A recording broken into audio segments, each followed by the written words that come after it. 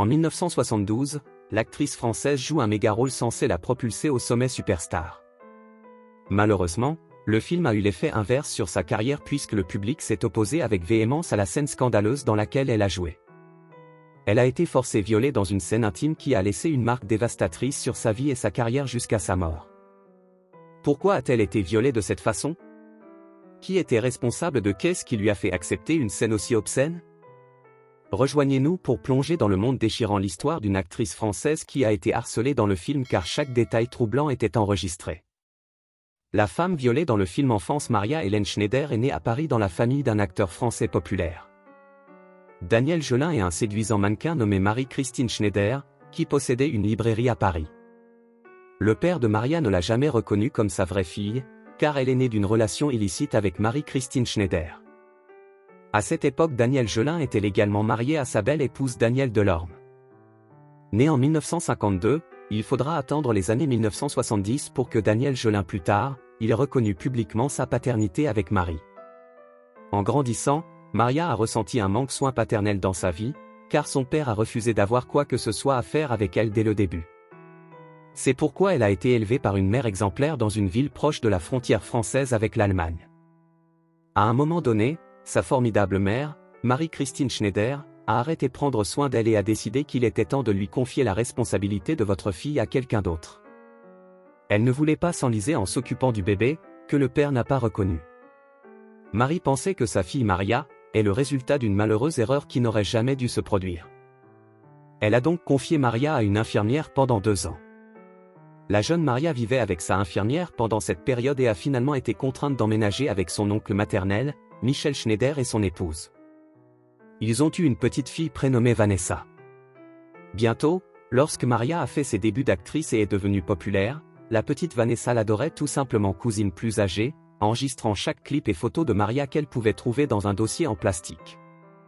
Maria-Hélène Schneider, qui se fera connaître professionnellement dans le monde entier comme actrice, Maria Schneider aimait les films lorsqu'elle était adolescente. À l'époque, elle était célèbre pour aller au cinéma avant 4 fois par semaine. Après une vilaine dispute avec sa mère quand elle avait 15 ans, elle se rend directement à Paris, où elle joue son premier rôle au théâtre. Pour subvenir à ses besoins dans des rôles mineurs, elle travaille comme figurante et mannequin, comme sa mère. Peu de temps après son entrée dans l'industrie cinématographique, elle rencontre le célèbre producteur Bernardo Bertolucci, qui lui a offert son plus grand rôle au cinéma, ce qui l'a propulsée vers une renommée mondiale. Au lieu d'un film lui a permis de vivre heureuse pour toujours, cela a eu l'effet inverse surprenant. Ce qui s'est passé? Dernier tango, je me sentais tellement violée dans cette scène à seulement 19 ans, Maria Schneider a reçu l'un des plus grands rôles de sa carrière d'actrice, où elle a joué avec un acteur célèbre Marlon Brando dans le film Dernier tango à Paris. Le film a été tourné à Paris sous la direction de Bernardo Bertolucci. Après le tournage du film est libéré, il a provoqué tellement de rage et d'indignation parmi le public en raison de son thème sensuel. Le scandale entourant le film a également fait qu'il est devenu un succès retentissant au cinéma. Les gens du monde entier ne pouvaient ignorer le film ou faire comme si cela n'existait pas. Tout le monde devait donner l'une des 2 réactions après l'avoir regardé. Après avoir regardé le film en entier, certaines sectes se sont prononcées avec une juste colère contre les pratiques immorales. Scènes qui y sont représentées. D'autres cinéphiles appréciaient secrètement les plaisirs lubriques que se retournèrent sur leur corps en se rappelant l'intrigue séduisante et délicieuse présentation de chair. Le plaisir et l'indignation coulaient de la bouche des cinéphiles et des critiques, qui ne parvenaient pas immédiatement à comprendre l'intensité contenue adulte dans ce film, sorti à une époque relativement conservatrice. Au milieu de toutes ces réactions négatives se trouvait la jeune Maria Schneider, qui était au centre de toutes les attentions. Malgré ses manœuvres publiques délibérées pour éviter une certaine attitude, tout le monde commença à voir en elle un symbole de luxure. Avec ça socialement, il y a eu beaucoup de harcèlement et d'attaques verbales contre sa personne. La raison pour laquelle ce marteau inexorable lui a été lancé par le public était la fameuse scène du Dernier tango à Paris où elle est intimement intimidée contre son gré. Marlon Brando lui a violé le cul. Marlon la jeta au sol et lui tint fermement les mains pour que ne la laisse pas bouger. Pour rendre son humiliation complète, ses fesses étaient complètement exposées lorsque Marlon a huilé son passage anal pour qu'il puisse facilement faire son sale chemin avec elle. Tout cela a été filmé et projeté sur les écrans de tous les cinéphiles qui ont regardé Dernier tango à Paris. Une autre chose qui a également été filmée était sa chaleur, des larmes amères de honte quand Marlon Brando l'a gentiment baisée par derrière, inconsciente de la torture émotionnelle qu'elle subissait réellement. Le célèbre acteur ne pensait alors qu'à soulager sa tension sexuelle à travers la jeune et naïve Maria. La scène a été conçue de manière impulsive par le réalisateur pervers Bertolucci, sans connu de la jeune Maria Schneider. Bertolucci en a discuté avec Marlon Brando et ils ont tous deux accepté de filmer la scène uniquement en le prévenant à Maria juste avant que l'heure de la scène ne soit prête. Last Tango in Paris est un film sur une jeune Parisienne interprétée par Maria, qui rencontre un homme d'affaires américain d'âge moyen. Marlon Brando, qui a joué le rôle de ce homme d'affaires d'âge moyen, a exigé d'une jeune fille que leur relation consistait uniquement en une intimité sexuelle, à sa grande déception. Dans le film, Marlon rencontre Maria, une veuve âgée, qui inspecte accidentellement l'appartement en même temps que Maria. Marlon avait 48 ans lorsque le film a été tourné, Maria avait 19 ans et Bertolucci un peu plus de 30 ans. Du début à la fin, l'intrigue du film était si érotique qu'elle a rapporté la somme stupéfiante de 36 millions de dollars dans le monde. Film scène de harcèlement a apporté tout ce succès au box-office au détriment de l'émotion Marie.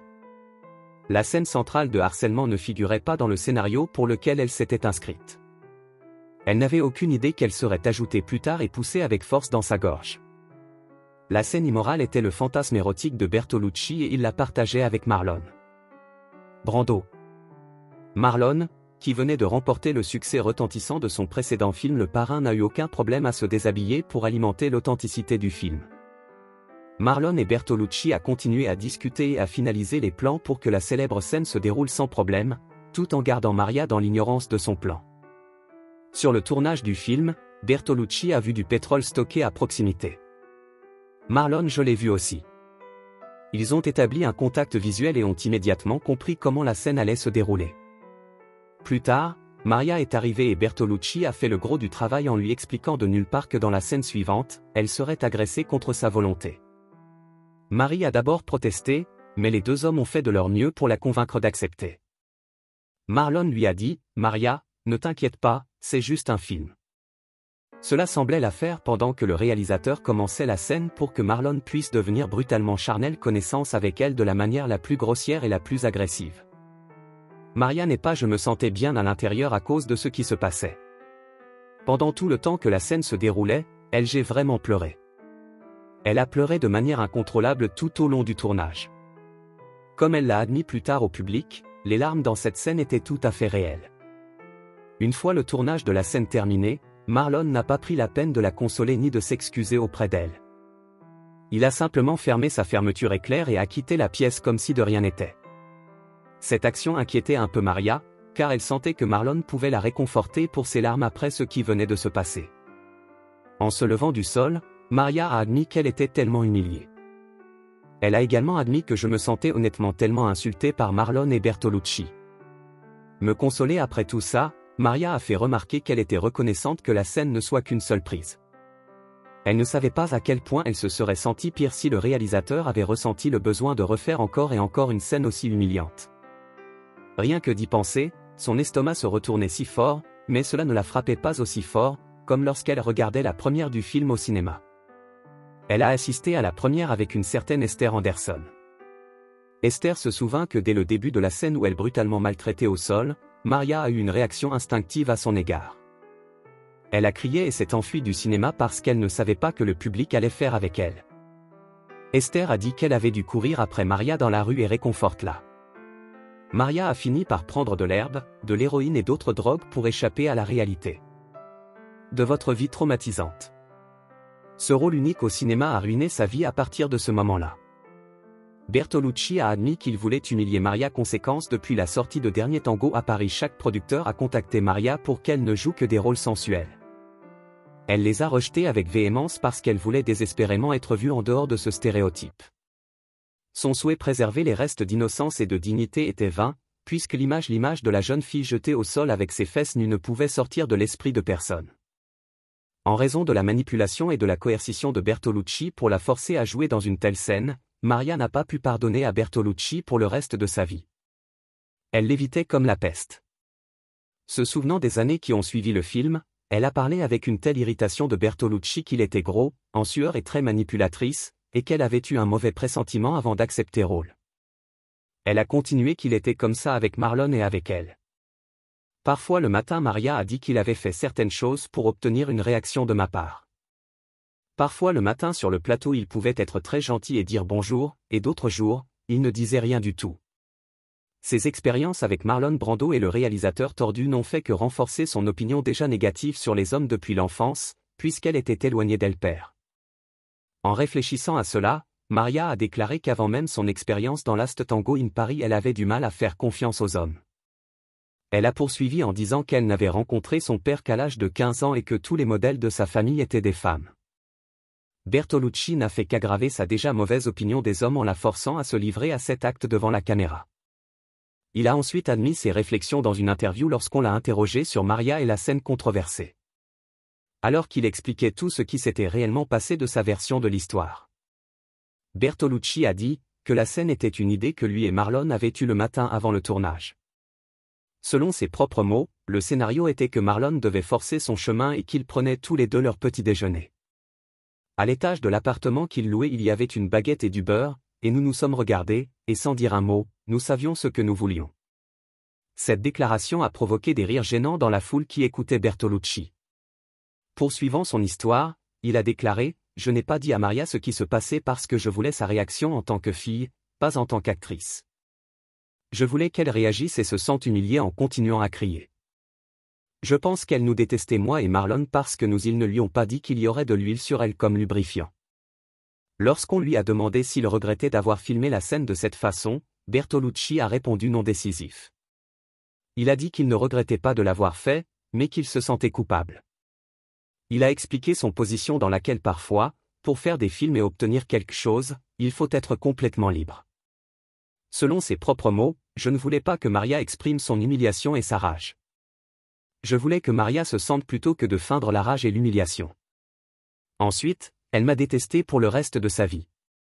Après avoir entendu la version de Bertolucci, il est devenu évident qu'il devait prendre des décisions difficiles sur le tournage pour renforcer l'authenticité du film, quelle que soit l'évolution ultérieure de la santé émotionnelle de Maria. En repensant à tout cela quelques années plus tard, Maria a imputé à sa naïveté et à sa jeunesse le fait qu'elle soit montée sur scène. Chaque fois qu'elle se souvient de ce qui est arrivé à l'huile sur ses fesses et de la réaction du public, elle est tellement en colère qu'elle doit réaliser les fantasmes sensuels de Bertolucci. J'aurais dû appeler mon agent ou avoir mon avocat sur le plateau parce qu'on ne peut pas forcer quelqu'un à faire quelque chose qui n'était pas dans le scénario, mais je ne le savais pas à l'époque. Quelques années plus tard, Maria a été repérée déplorant. Pour tout l'argent du monde, Maria a refusé les futurs rôles de des réalisateurs lubriques pour montrer une fois de plus au monde leur côté érotique. L'image que a créé un monde autour d'elle qui était radicalement différent de ce qu'elle était à l'intérieur. Pour s'échapper de cette réalité traumatisante que la vie lui présentait, elle a cherché du réconfort dans la drogue et est devenue dépendante de l'héroïne. Le succès immédiat du film s'est répandu dans le monde entier, ce qui aurait dû être grand pour elle. Percée dans l'industrie cinématographique, a bouleversé sa vie de la pire des manières. Marie a admis qu'elle n'aime pas l'image coquine que les gens ont d'elle. Elle a raconté comment les gens est venus lui raconter des choses désagréables dans les avions. Elle se plaignait que les gens pensaient qu'elle on dirait la fille du film, mais ce n'était pas elle. Dans son appel à l'aide, elle a dit qu'elle se sentait traquée et persécutée, c'est pourquoi elle doit faire face à la consommation d'herbe, de cocaïne et d'héroïne. Toute cette situation était si désagréable pour elle parce qu'elle ne pensait même pas à Marlon Brando. Sous un jour romantique. Elle a déclaré avec insistance à plusieurs reprises qu'il n'y avait aucune attirance entre elle et Marlon parce qu'elle le considérait comme son père et se sentait comme une fille en raison de la différence d'âge. Maria a admis que toute cette situation la rendait un peu folle. La star hollywoodienne a déclaré au monde entier qu'elle n'aimait pas du tout la célébrité. En raison du négatif attachement qui accompagnait sa renommée, Maria a déclaré qu'elle avait été forcée de se suicider à plusieurs reprises. Elle a expliqué qu'elle n'avait survécu que parce que Dieu avait décidé que ce n'était pas le moment pour elle de partir. On l'a entendu dire, je suppose que c'était comme un suicide, quand j'ai fait une overdose de drogue à 2 ou 3 reprises, mais à chaque fois je me suis réveillée lorsque l'ambulance est arrivée. Maria Schneider a évité sa mort à chaque fois quand j'ai essayé d'en finir avec tout ça. Tout au long de son épreuve, elle a non seulement échappé à la mort, mais elle a également échappé à l'emprisonnement avec Marlon Brando et Bernardo Bertolucci. Maria a failli finir en prison. Un groupe de personnes qui ont porté un juste jugement contre film immoral, ne s'est pas contenté d'exprimer son mécontentement et de passer à autre chose. Ils sont allés encore plus loin et ont amené le film dans la salle d'audience. Dès la sortie du film, parquet privé italien Gino Paoli Latin, procureur de Bologne, a été initié sur la base de contenus obscènes, offensant des sens publics, descriptions et manifestations d'autosatisfaction, d'actes lubriques et de nudité blasphématoire accompagnés de sons hors écran de soupirs et de cris de plaisir climatérique. Une démarche légale pour poursuivre tous ceux qui ont contribué à la création d'un film aussi obscène. Le treillis a d'abord échoué. Cependant, en 1973, la Cour d'appel Bologna a condamné de manière inattendue Maria, Bertolucci et Marlon à 2 mois de prison et à une amende. Heureusement, plus tard, en décembre de la même année, le verdict fut annulé. Bien que Maria n'ait pas été jetée en prison, le stress de la controverse a atteint des niveaux insupportables. C'est à cette époque qu'elle a trouvé du réconfort auprès de son amant, un photographe nommé Johan Townsend. Maria était bisexuelle et elle avait de bonnes raisons après toutes les choses terribles qui étaient arrivées aux hommes dans sa vie. Il n'y avait qu'un seul problème dans sa relation avec Johan. Johan Townsend a été admise dans un hôpital psychiatrique parce qu'elle avait reçu un diagnostic de schizophrénie. Alors Maria a fait la chose la plus impensable juste pour dépenser du temps avec ton amant. Elle a volontairement accepté d'aller à l'hôpital psychiatrique de Rome où séjournait Johan afin de pouvoir profiter de moments illimités avec elle. Nouvelle égérie. Ses fans ont été choqués d'apprendre qu'elle avait été admise dans un hôpital psychiatrique. Tout le monde voulait connaître la raison de cette étrange évolution. Parlant des raisons pour lesquelles elle a été admise dans un hôpital psychiatrique, Maria a déclaré qu'ils avaient enfermé Johan, elle a donc dû le faire par loyauté. La réponse parut satisfaisante au public. Cependant, sa tristesse s'est accrue plus tard lorsque les gens ont cessé de la féliciter pour son rôle dans Le Dernier Tango à Paris. Il semblait que tout le mérite revenait à Marlon Brando. En fait, Brad Pitt a fait l'éloge de la performance de Marlon dans le film, affirmant qu'il s'agissait de la poésie la plus pure imaginable dans une action rapide. Brad a également indiqué qu'il aimerait jouer le rôle de Marlon. Il semblait injuste à Marie qu'après avoir traversé cette épreuve et cette controverse, qui depuis de nombreuses années l'a attaqué, les gens n'ont pas prêté attention à ses capacités d'actrice et ont donné tout le mérite revient à Marlon. C'est comme si personne ne la considérait plus comme une actrice sérieuse mais simplement comme objet pour alimenter ses désirs charnels. La raison en était que Bertolucci passait beaucoup de temps avec Marlon pendant le tournage. Perfectionnait ses talents d'acteur pour caractéristiques spécifiques. Le réalisateur détesté a encouragé Marlon à tourner le rôle en continuation de soi. Marlon a rappelé que Bertolucci voulait qu'il joue lui-même, qu'il improvise et dépeigne son personnage comme un miroir autobiographique de lui-même. Bertolucci a demandé à Marlon d'écrire lui-même tous ses dialogues dans les scènes pour obtenir cet effet. Maria n'a reçu aucune attention professionnelle sur le plateau, car elle était simplement considérée une fille conçue pour satisfaire les désirs lubriques du personnage de Marlon. Et c'est pourquoi quand le film a été présenté en première au Festival du film de New York et les billets ont été vendus à des prix exorbitants. $150 chacun à l'époque. Les billets étaient scandaleux pour les cinéphiles de l'époque, mais ils les ont volontiers payés en raison de la scène d'agression illégale. Vanessa Schneider récemment, quand la nouvelle de la façon dont Maria avait été manipulée par 2 des hommes puissants pour créer une scène qui est devenue un chef-d'œuvre a été publiée, cela a suscité de nombreuses critiques de la part des stars de cinéma et du public actuel, Marlon Brando et Bertolucci. Des détails horribles sur l'épreuve traumatisante de Maria ont été révélés au public dans un livre écrit par sa petite cousine qu'il a toujours idolâtrée lorsqu'elle était enfant, Vanessa Schneider. Le fils de Marlon Brando protège son père pendant que Vanessa l'attaque. Vous souvenez-vous de la petite Vanessa, qui était la fille de l'oncle maternel avec qui Maria vivait enfant? Oui, cette fille qui aimait prendre des photos et des photos de son célèbre cousin, Maria Schneider, de les mettre dans une pochette en plastique. Eh bien, maintenant elle a grandi et est devenue témoin le sort tragique que cette scène contradictoire avait fait subir à son cousin aîné bien-aimé.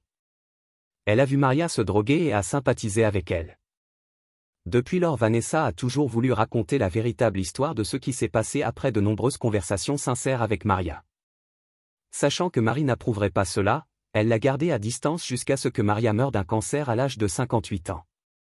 Après que Maria se soit endormie paisiblement pour toujours, Vanessa a écrit un mémoire dans lequel elle a exposé l'injustice et la douleur que Marlon Brando et Bertolucci lui ont fait subir pour obtenir une pure œuvre d'art. Elle a intitulé ses mémoires Ma cousine Maria Schneider, Memory, et les a traduits en anglais, en faisant appel au service de Molly Ringwald.